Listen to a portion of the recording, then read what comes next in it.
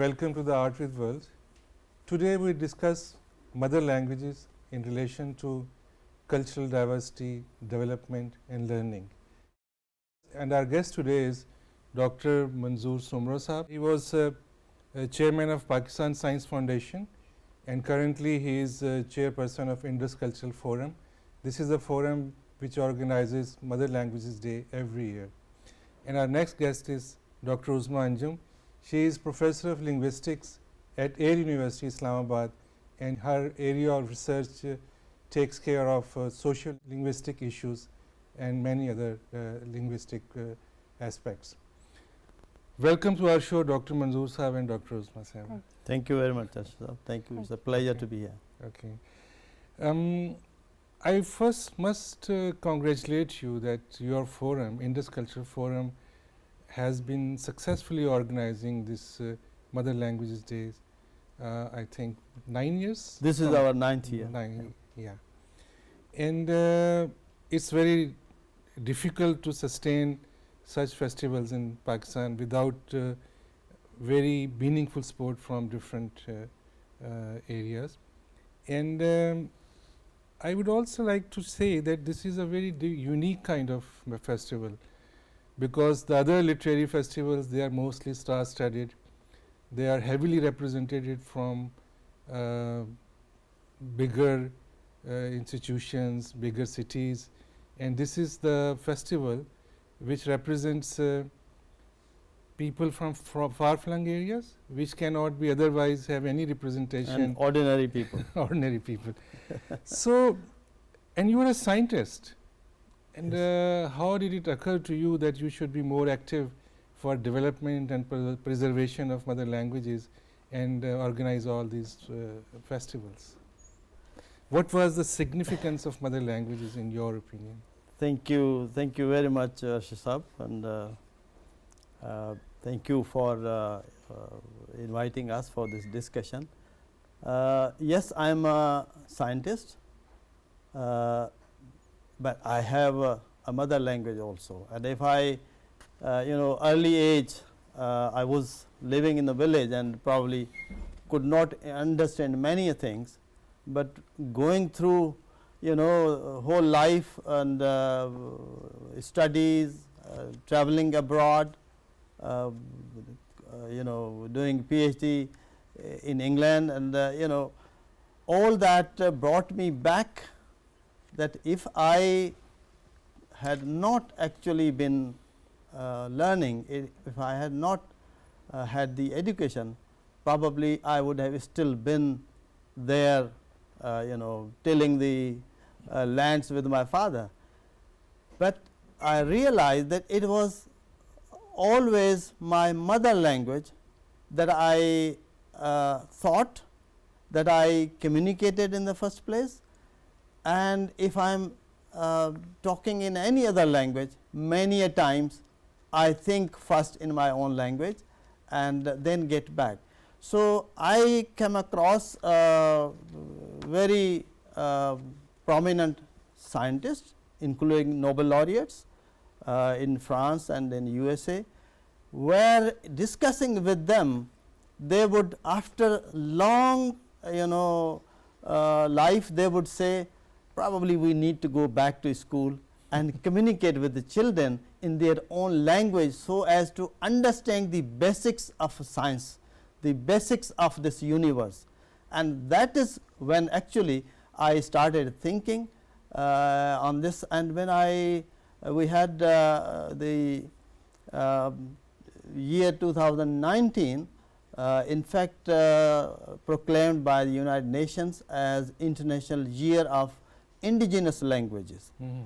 But that process began in 2016, and it happened that on behalf of the government of Pakistan, I used to work with the UNESCO and have been participating in the UNESCO General Conference in the headquarters.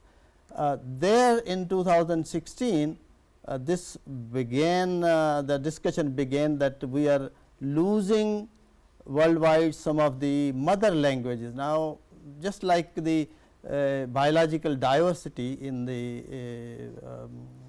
planet, on the planet, the languages also have lot of diversity, and if How would you define mother language? well, mother language is the language that my mother spoke. My mother gave me what you call the I mean, the language with which you grew up. the loris and the the rhymes that mother sings to a small baby, and a baby in mother's womb actually hears her mother or his mother talk in a language that is the mother language, and that is something that I as a biologist would say that the baby knows even before arrives in this world. So, for our viewers, we can say that mother language is a language with which which a child hears when he or she is growing up. He or she speaks in Even the family, yes. in the street, with the in the market. It's basically the language of communication of very small baby. Okay. As I said, the baby even understands the language of mother even when baby is in the womb. Yeah, I can understand. So, 2019 was the year of International Year of Indigenous Languages proclaimed by United Nations, and UNESCO as a specialized agency was assigned to take this up.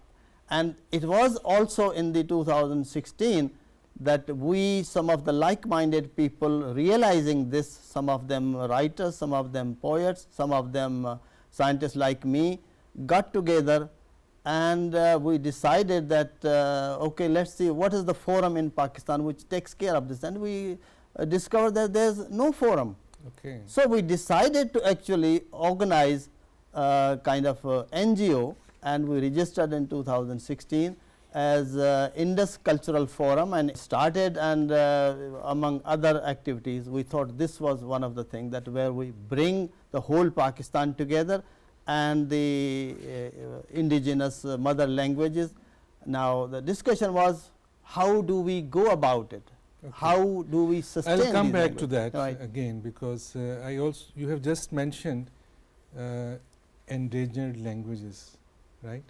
And I would ask you, Dr. Uzma, what do you think about endangered languages globally and in Pakistan, and which are the languages which you think that they might end in next few decades or so? If you could just enlighten us on that. Yes. According to UNESCO, language endangerment is a language, or a language when it is in danger is the language which is when the speakers of that language cease to use it, and when they cease to use it in increasing communicative domains such as family domain, friendship domain, market domain, official domain, and then they decide not to pass on to their next generation. So, this happens because of various socio-economic reasons according to different scholars. This has been a growing concern of scholars and international bodies, how the languages are going away, how the languages are in danger. Most importantly, David Crystal, a very eminent linguist, believes that by the beginning of next century, almost 50% of our languages globally will go away. So, it's really a major concern of our linguistic community and the international bodies such as UNESCO. Yes, this is for us, particularly in Pakistan, which is a culturally and linguistically diverse society, and it has 74 languages according to Ethnologue, which is a worldwide web of communities and languages. According to it, it has 74 languages.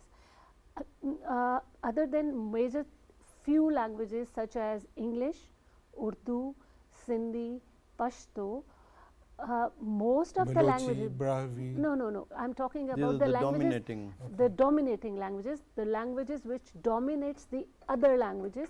Most of the languages are endangered according to the framework of UNESCO on different levels.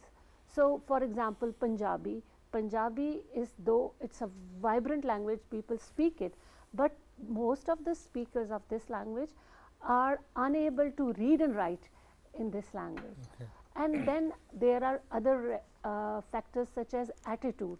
They determine a lot about a language and its vitality.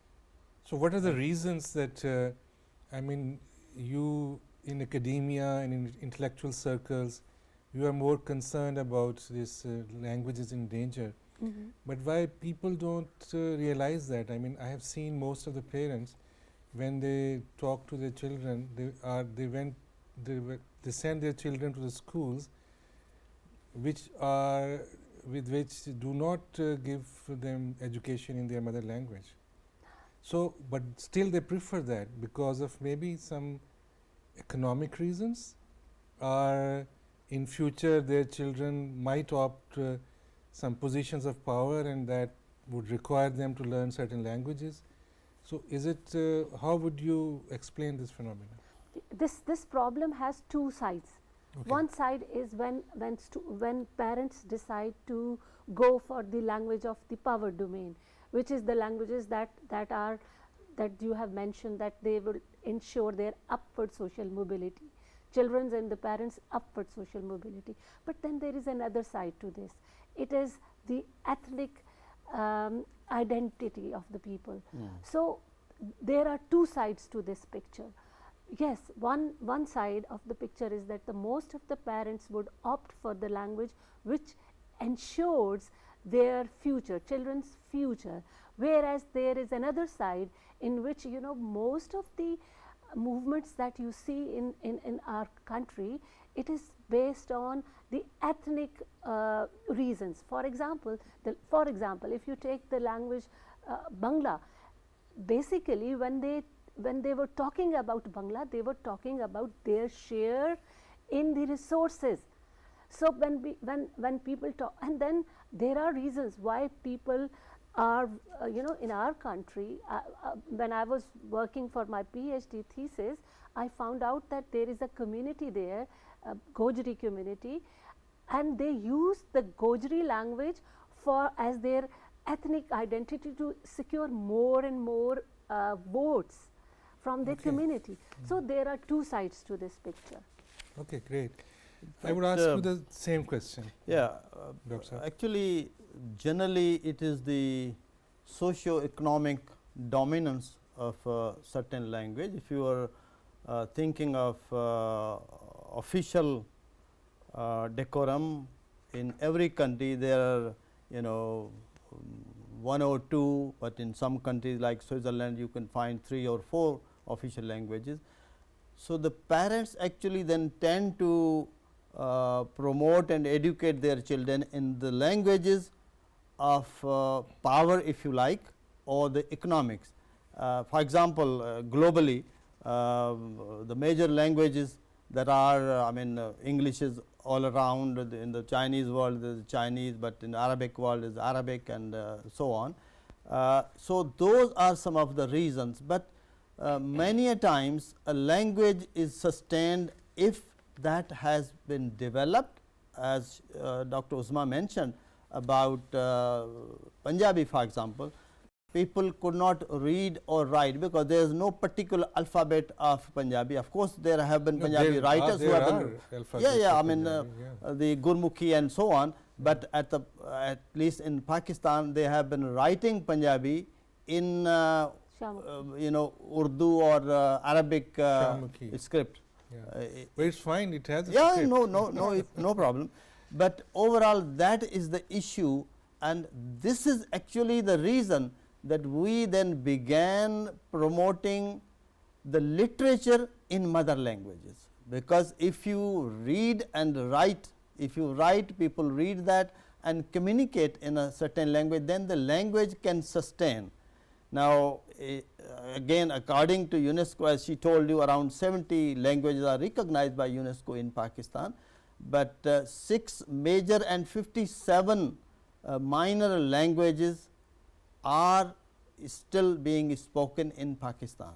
Okay. And our purpose of Indus Cultural Forum is to actually not only preserve those, but you know, activate them and energize them. And one best way that intellectuals think, and we have a consensus, that is to promote literatures, writing in those languages, poetry in those languages, and so we support production of books. And in this festival, a large number of books are also launched. The writers come together, the local culture, because you see the languages are complex way of communication. Yeah. But Dr. Sahib, it's a huge challenge, I think, Oh, because just organizing one festival in 1 year would not suffice. I mean, it needs much more. We'll come to that later. Okay. But as you have just mentioned that you have mentioned 2 aspects, that there are 64 languages, yeah, 74 languages, and you also said that certain languages are not properly developed. I would ask you, Dr. Uzma, just if you can explain the languages being spoken in Pakistan and who have proper script and who are not in facing the risk of being finished.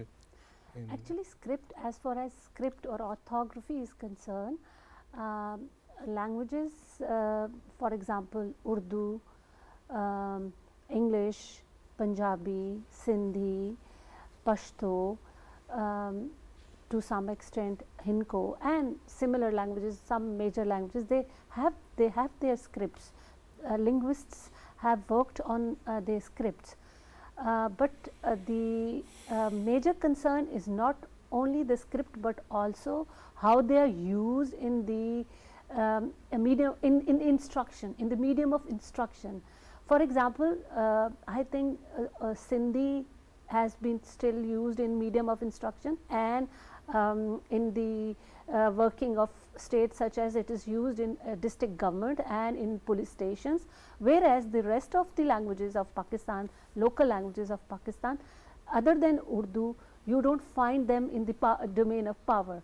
So this is one deficit that we face here particularly. In fact, in Pakistan there are 27 languages, and I don't want to name them here because I don't remember them all either. 27 languages which are endangered, and our focus is to actually promote them by producing literature in them. Okay. Actually, it just reminds me of my childhood. I used to learn the tables in Punjabi. If you might have heard, Yes, yes, Ik duni duni Yes. do duni char. I don't know, maybe you can guide us.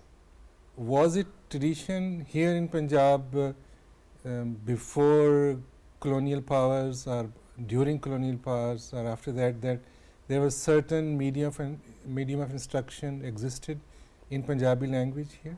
Actually, as far as my knowledge is concerned, I think Punjabi has never been used in power domain. Even our, you know, if you look at Ranjit Singh's Yeah, it was Persian. the government, the state language, it was Persian. So it was, but these days, you know, there are some silver lining. You know, Canada has added Punjabi as their 6th, Yeah, I this think, is official very language. interesting. Yeah. And of course, Well, it is because that Punjabis are Communities enjoying living. power status in Canada. So Absolutely. it's basically issue of power, I think. Yeah. and then in England, I think Mirpuri or Potawari is the 6th largest language Spoken, spoken. Yeah. Yes, spoken. Okay. because people from those Yeah. backgrounds Yes. are living there. Well, this brings me to another area. My limited experience while I was traveling abroad, I stayed abroad for some time. even those countries which are not English language speaking countries, they prefer as English as at least as a second language, and in most of the streets of their countries, if you communicate in English, you can communicate what you want to. You can ask the which the address you want to ask to go somewhere.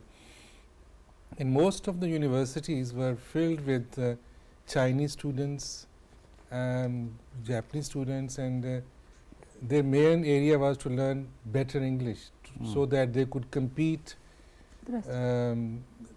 other nations, and they could learn more which is available in Chinese language, and they themselves are very advanced and developed countries. But when we start saying that we don't need English, and in at least in learning or as a medium of instruction, aren't we going against the history? Well, I think learning any language is a strength, Ashraf. You learn languages which are required for your progress one way or the other. But those countries who have developed their own language to the extent that everything official, scientific communication is in those languages, and I give you example of Chinese or Russian. They, although for a global communication, you need to know other languages as well, and that is why our foreign ministries and so on will always have interpreters and translators. But if your language is not developed to the extent, and that has happened in Pakistan, we had officially announced that okay, Urdu will be official language, and we should have everything in Urdu as well. But language has not developed to the extent, particularly in the scientific and technological domain, that yet even if we communicate in Urdu, even if we write letters in Urdu, all the scientific jargon or the technological jargon is in English, because English is dominating, and we have actually got everything written or books or teachers teaching, that is all English. So, if our language is not developed to the extent, we have to then rely on another language for various things, but to the extent of communication, we must sustain the languages, and I will go back again on writing and reading, speaking a language to sustain that. Otherwise they will just disappear. Actually, I agree with Dr. Saab. You know, English is the language of science, technology, journalism. You can't say no to it. However, it should not be, you know, promoted or used at the cost of your own languages. I think this is more of a state policy that actually you know, make people to take such decisions.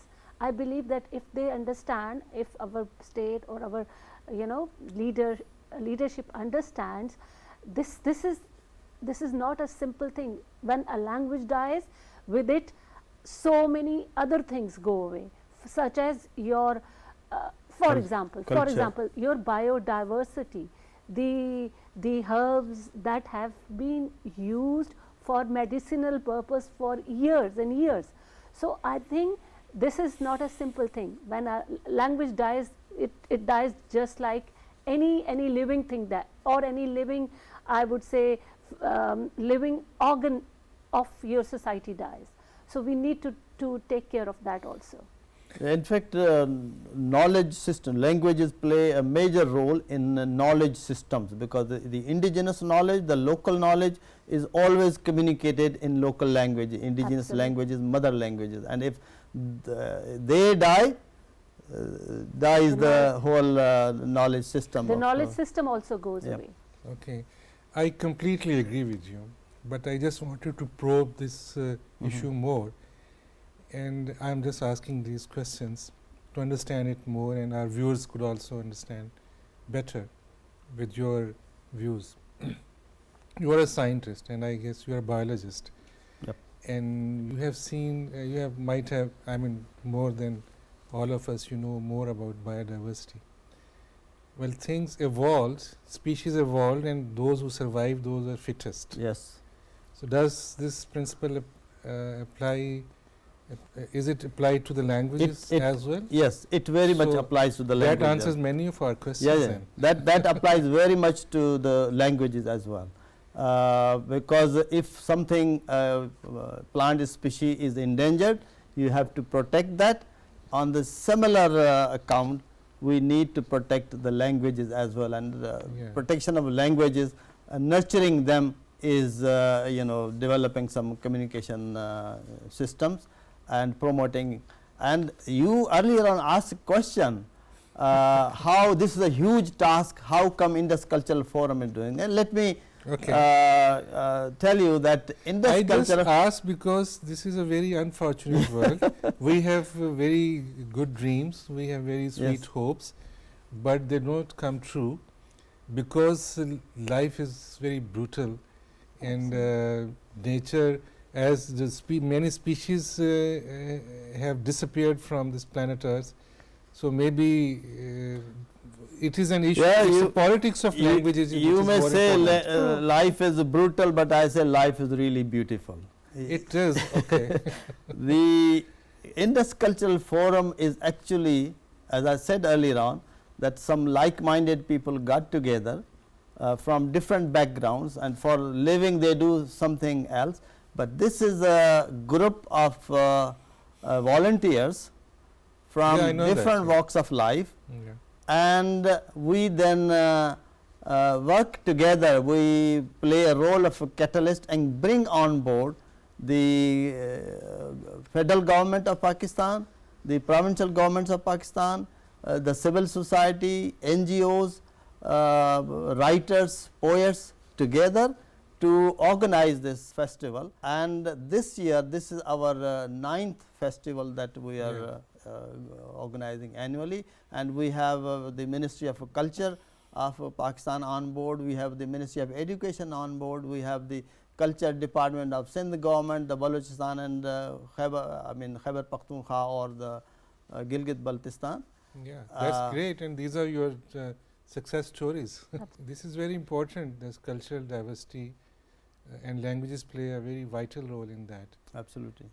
But I still going back to the discussion we were having of languages in danger. I would ask you your comments, because I know that you have done your PhD research on a language which is spoken just in one union council. Yes. And it reminds me of many other ethnic groups in Pakistan, like in Kalasha Valley, in Chitral. I mean, they were unique in a sense that I was doing a project of identity with development, or development with identity. But because of economic interest, because of their political interest, they were just a community of 3,500 people, and they were, I mean, reducing in number every day because of so many reasons. So I was just thinking, this is a unique community which does not have a relationship to any other community. I mean, they do not have a mainstream main religion, they do not have a mainstream ethnic group. So how they would survive? The same applies to your research, that as language just spoken in one union council. So that is a very interesting case study. If you could tell us what did you discover during those studies, and what are the lessons learned during that study? Right. For Pakistan in general, and internationally. Well, as well. You're very right. North Pakistan is culturally and linguistically a diverse region of Pakistan. Something like 30 languages are spoken there. And one major reason why those languages survived there is the region, the kind of region it is, all the mountainous areas and the speakers of those languages, they were actually practically isolated from going around, right. This language, the language that I worked on is Mankyali language, and this is spoken almost 30-35 kilometers away from Mansehra. It's Bandi Shungli. The place is generally known as Bandi Shungli, and it is actually very close to Torgar Black Mountain. Okay. It's Kala Dhaka is a site, Kala right? Dhaka, absolutely. So that village, the language that was spoken is spoken in a isolated. It's a hilltop village, and it was isolated hilltop, and this community was there for almost 4-5 centuries. Actually, this community migrated from Kohistan, and they were placed there. Eventually, this region had the kind of administratively it was part of one state that is called state. Yeah, but Probably what are your lessons? no. I am talking about the background. Okay. Why they were, in those days, the states independent. It was an independent, semi-independent state, and the speakers of those languages, they were not allowed to go beyond the boundaries of the state, or for that matter, this village, they were not allowed to go outside their village. So this actually, this was actually a one good thing that preserved that language.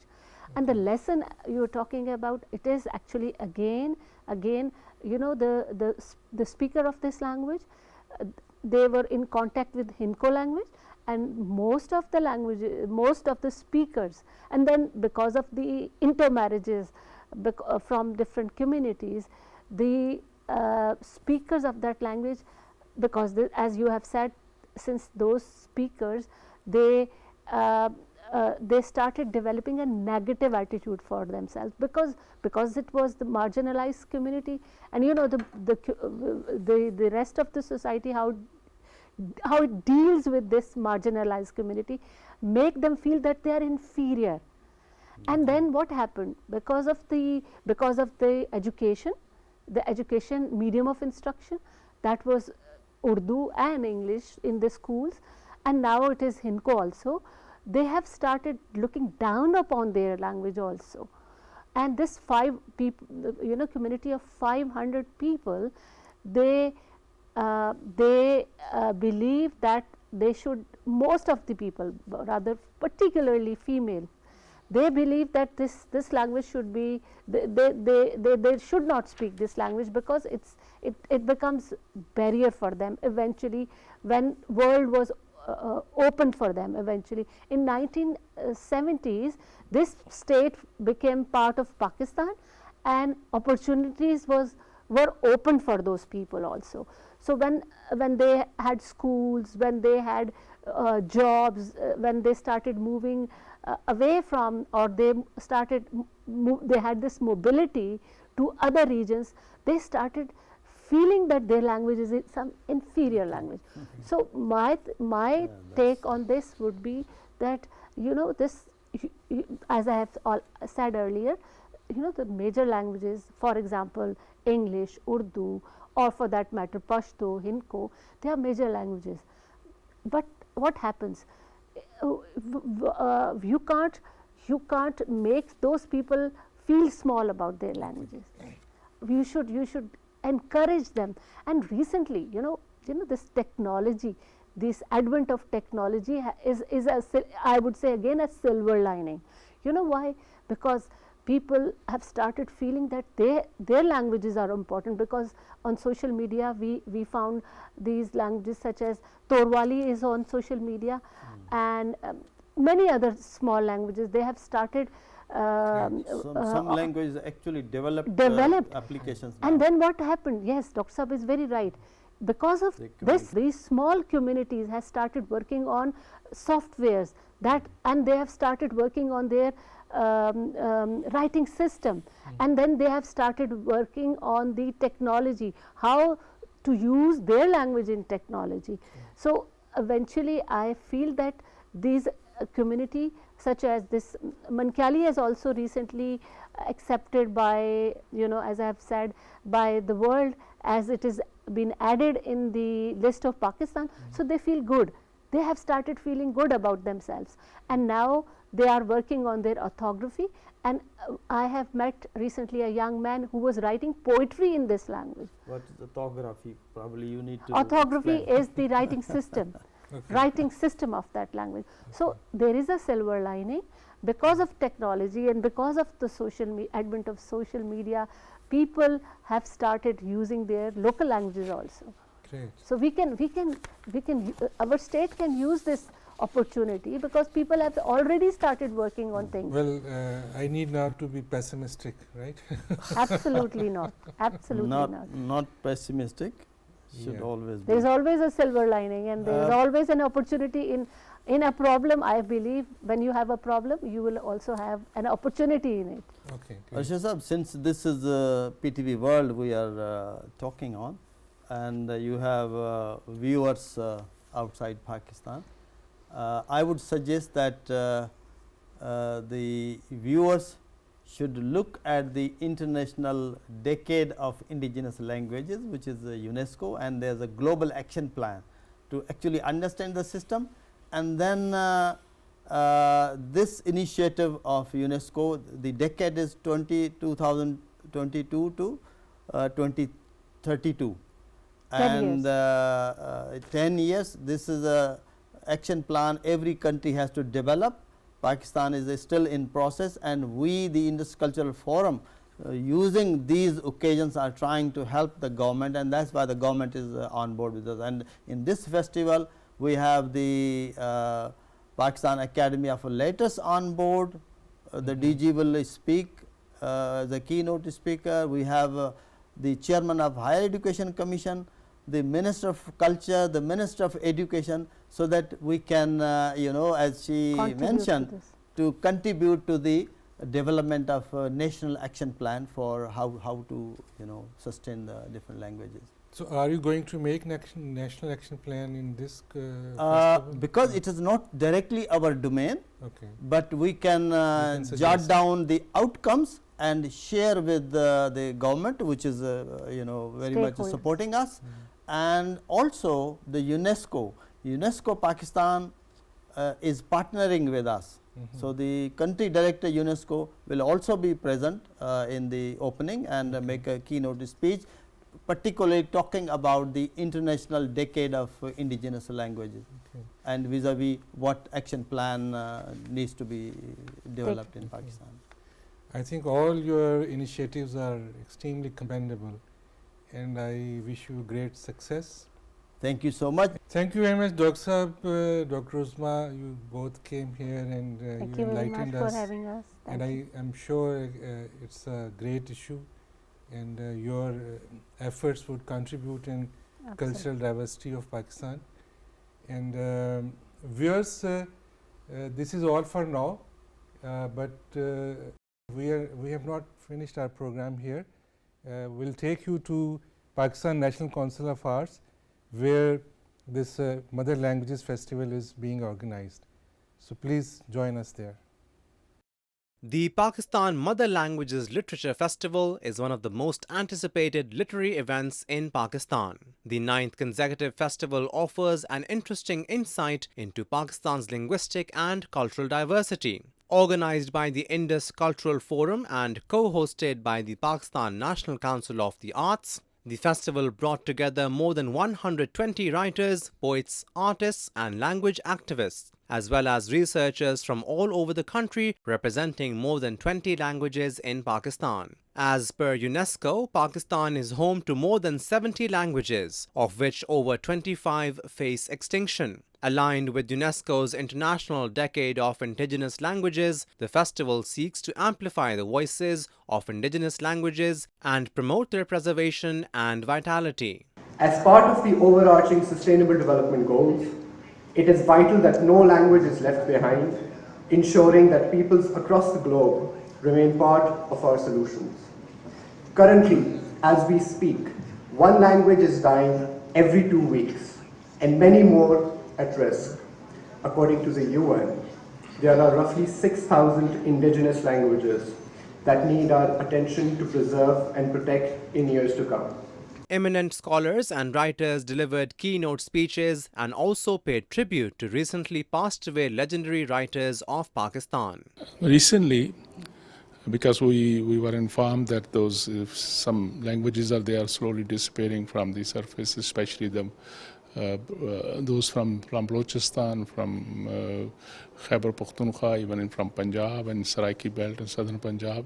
Few local dialects even, they were disappearing. So we have created a national curriculum committee for local languages also, so that we should have the collective wisdom of academia and researchers, so they should sit together and they should prepare a specific curriculum in those specific languages.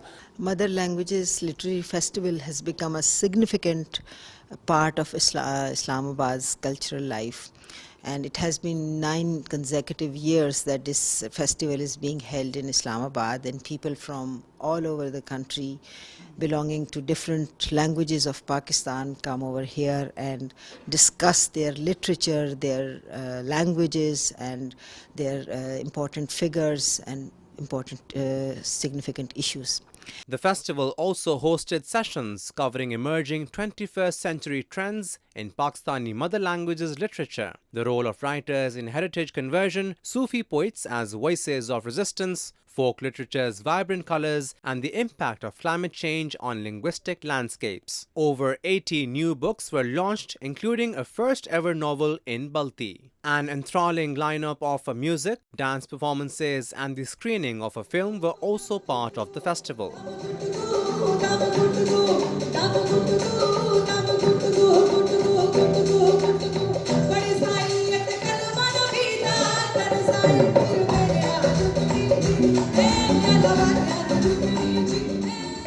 ख्वाहिश के रास्ते पर चलो, ख्वाहिश के रास्ते पर चलो, रुकना